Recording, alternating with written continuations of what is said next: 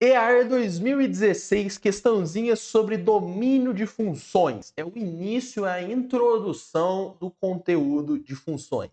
Vamos lá, ó, EAR 2016. Se f de x é todo esse trambolho aqui, ó, essa é a nossa funçãozinha. Isso está falando que é uma função, né, pelo enunciado. O seu domínio D igual. Aí aqui, o que a gente tem no nosso domínio? Ele escreveu naquele formato, que é o x pertence aos números reais e essa barrinha aqui significa tal que. Então, o que ele está falando para mim? Ó, o domínio é o seguinte, são todos os números x, ou seja, o conjunto de todos os números x que pertencem aos números reais, tá? São todos os x pertencentes aos números reais, tal que, ou seja, ele vai falar agora uma propriedade desses números para que essa função seja definida.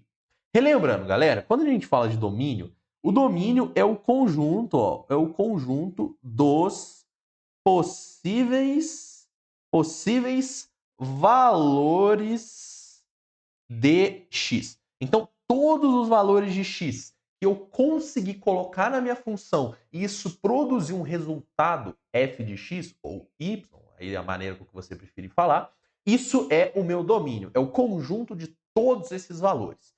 E aí, como que a gente acha o domínio? Se ele falou que ele pertence aos números reais, o que a gente tem que fazer? A gente tem que observar as restrições que eu tenho na minha função. Como assim restrições?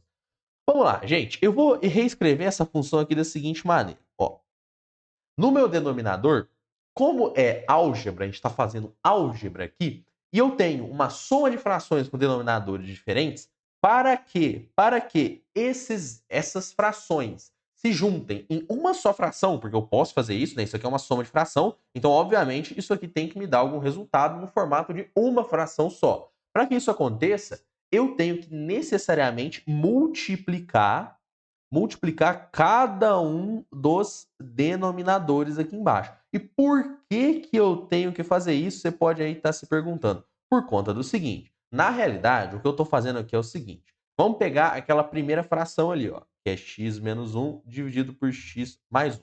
Para que eu coloque um denominador comum juntamente com essa outra fração, eu preciso multiplicar ela por raiz de x mais 4 dividido por raiz de x mais 4, por conta do seguinte, eu não altero a fração se eu fizer dessa maneira, já que raiz de x mais 4 sobre raiz de x mais 4 dá 1, né? E eu tenho que somar isso aqui com essa fração que já existia, que era 3x sobre raiz de x mais 4, e para que ela tenha o mesmo denominador, que nesse caso é x mais 1 vezes raiz de x mais 4, eu vou multiplicar em cima e embaixo por x mais 1. Novamente, x mais 1 dividido por x mais 1 não altera o valor da minha fração original, já que resulta em 1 necessariamente, tá? Então aqui, ó, você perceba que eu tenho de denominador x mais 1, raiz de x mais 4, e ali no outro eu também tenho de denominador raiz de x mais 4 vezes x mais 1. Como é um produto, a ordem dos seus fatores não importa, já que o resultado é o mesmo, né? Então, necessariamente, eu posso manter o denominador, que é x mais 1 vezes raiz de x mais 4, e aí eu vou somar os numeradores. É justamente isso que eu estou fazendo aqui, beleza? E aí, então, sobrou aqui para mim o seguinte, ó, vamos só copiar a parte dos numeradores ali em cima, beleza? Sobrou então para mim, ó, x menos 1, que multiplica a raiz de x mais 4, e eu vou somar isso aqui com 3x, que multiplica x mais 1. Tá? Eu só fiz a soma desses numeradores e repeti os meus denominadores, já que agora os denominadores são iguais. Beleza, por que eu fiz isso aqui? Porque isso é uma segunda maneira de reescrever essa função. Essa maneira é equivalente à minha primeira, tá bom? E por que isso aqui é tão importante? Porque agora eu consigo observar uma restrição muito clara aqui. Eu vou chamar de 1 essa parte de baixo, meu denominador. Qual que é a restrição que eu tenho? Quando eu tenho uma fração, é até o nome do meu canal, não divido por zero. Eu não posso ter no meu denominador o valor zero. Então, necessariamente, a minha restrição é a seguinte, que o 1 tem que ser diferente de zero. Aqui em cima, tanto faz. Se for negativo, se for positivo, for zero. O problema é quando aqui embaixo é zero. Aqui em cima eu posso ter valores positivos, negativos e até mesmo zero. Só que aqui embaixo eu não posso, em hipótese nenhuma, ter o zero aqui. Beleza? Então, o que eu sei? Eu sei que o 1, que foi a parte ali de baixo da minha fração, ou seja, o meu denominador, tem que ser diferente de zero. E o que é o 1? O 1, se a gente fosse reescrever, seria a multiplicação de x mais 1 vezes raiz de x mais 4, E a gente sabe que isso aqui tem que ser diferente de zero.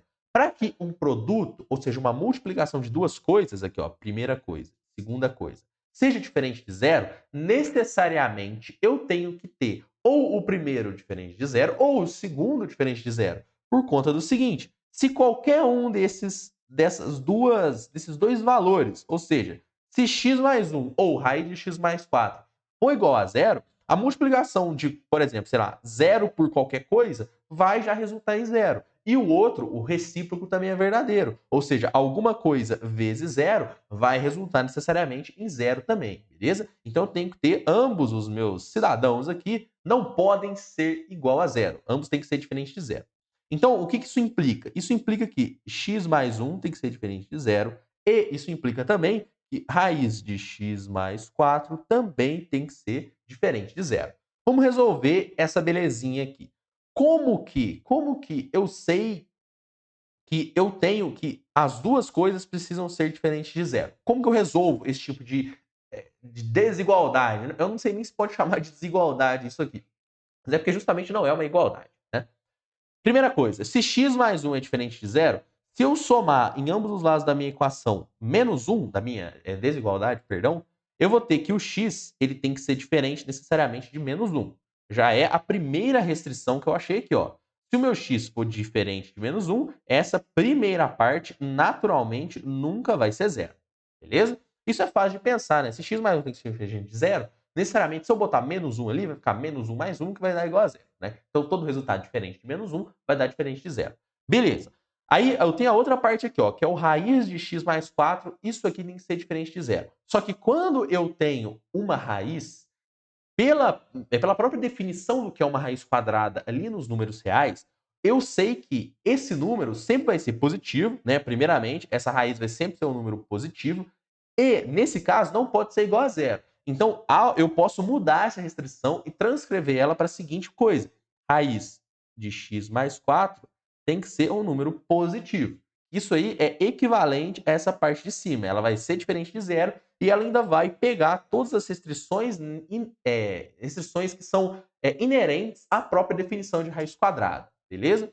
Novamente, normalmente a raiz quadrada pode ser maior ou igual a zero, mas nesse caso, como tem que ser diferente de zero, eu transcrevo somente para a raiz sendo maior que zero. Beleza, então se eu elevar ambos os lados dessa minha desigualdade ao quadrado, o que eu vou ter? Zero ao quadrado é só zero mesmo, né? E eu vou chegar aqui, x mais 4 tem que ser maior que zero. Sendo assim, eu sei que o x tem que ser maior que menos 4, igualzinho o que a gente tinha feito aqui com o x mais 1 diferente de zero. Beleza? Então, eu tenho essas duas restrições aqui, ó.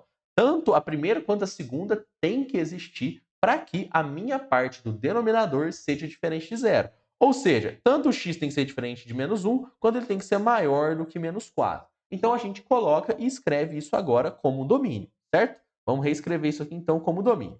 O domínio, então, vai ser, igual eu já tinha preparado lá, x pertencente aos números reais, tal que, necessariamente, o x tem que ser diferente de menos 1 e o x tem que também ser maior do que menos 4. Esse aqui é o meu domínio. Vamos pegar e comparar agora esse domínio com as respostas que a gente tem ali em cima. Ó, a gente tem ali x maior que 4. Não, x maior que 4 não está certo. Nem x menor que 4. Então A e a B já não pode ser, né? Vamos ver a C e a D aqui, ó. Se o x tem que ser menor que menos 4, também não. O x tem que ser maior que menos 4 e diferente de menos 1. Então bate justamente com a letra D. Beleza? Você curtiu essa aula aqui? Se você conseguiu compreender o que eu falei aqui, cara, porque é um pouquinho chato, mas tenho certeza que você conseguiu aí compreender da maneira correta. Beleza? Se você gostou, não se esqueça, se inscreva nesse canal, se você caiu aqui de paraquedas, obviamente. E se você já é um macaco velho, dê o seu like aí, siga a gente também no Instagram, que lá eu consigo ter um contato mais próximo com vocês, eu respondo as perguntas de vocês e posto também os conteúdos diferentes lá, beleza? Então valeu, um abraço e até a próxima aula. Obrigadão!